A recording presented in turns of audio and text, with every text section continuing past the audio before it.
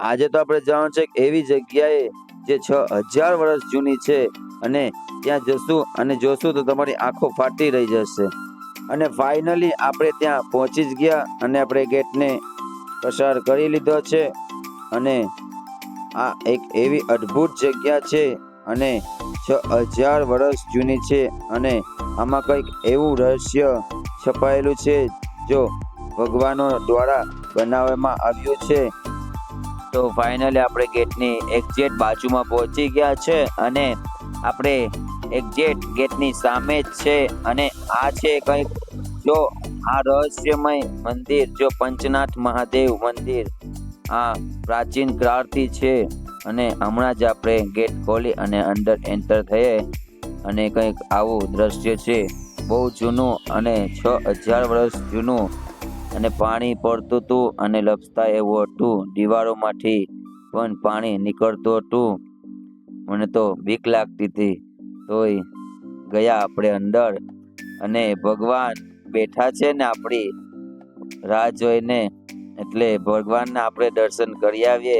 ગમે તે મુશ્કેલ હોય તે આપણે અંદર જઈ અને આપણે ભગવાનના દર્શન કરીએ. અને કયા ભગવાન અંદર બેઠા છે, બિરાજમાને છે, તે હું આ વિડીયોના માધ્યમથી તમને બતાવીશ. તો આ વિડીયોમાં કન્ટિન્યુ બન્યા રહેજો. અને આપણે અંદર પહોંચવાના છે. હવે ભગવાનના દર્શન કરશું. અહીંયાથી આપણે ઉપર જશું અને કંઈક આવું દ્રશ્ય હતું.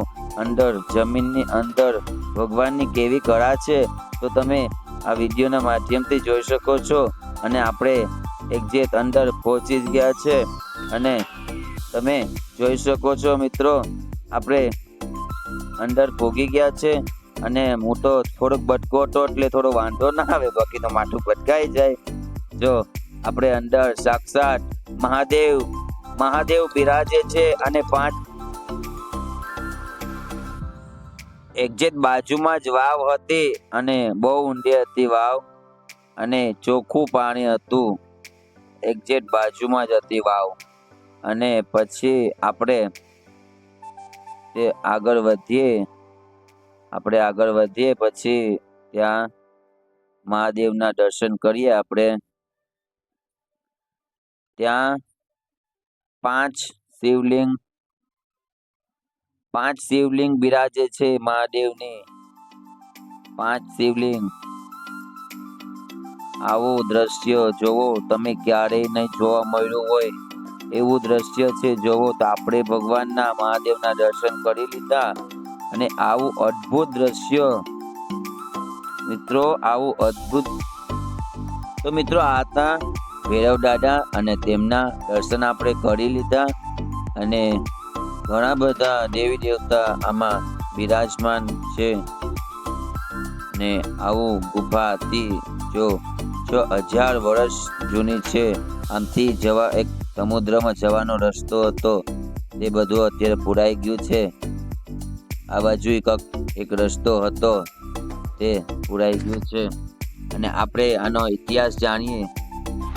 6000 વર્ષ મોરનો છે. 6000 વર્ષ મોરનો. અહીંયા 13 જ્યોતિર્લિંગ છે. ગુરુ દત્તાત્રેય બિરાજમાન છે. કાલ ભૈરવ દાદા છે. કાલી માતા સૂતી છે. કાલીને ચરણ પગલામાં ગણેશ બાપા બેઠા સેવા કર્યો. પાંડવો આવ્યા હતા ને, ગણેશ બાપા માની સેવા કરી છે. એટલે અહીંયા જ આપણે 13 જ્યોતિર્લિંગ છે, બાકી ક્યાંય દુનિયામાં નથી.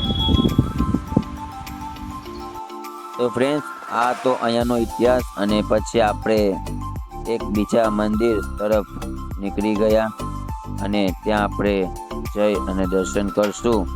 અને એ મંદિર હતું મહાકાળી માતાનું મંદિર, અને તેમાં મહાકાળીમાં બિરાજે છે. આપણે ગેટ ખોલી અને અંદર એન્ટર થઈ ગયા, અને આપણે અંદર જઈ અને મહાકાળી માના દર્શન કરશું. તો આ હતા મહાકાળી માતા, તેમના આપણે દર્શન કરી લીધા. અને દર્શન કરી અને આપણે બહાર નીકળી જઈએ. અમે બહાર નીકળી ગયા.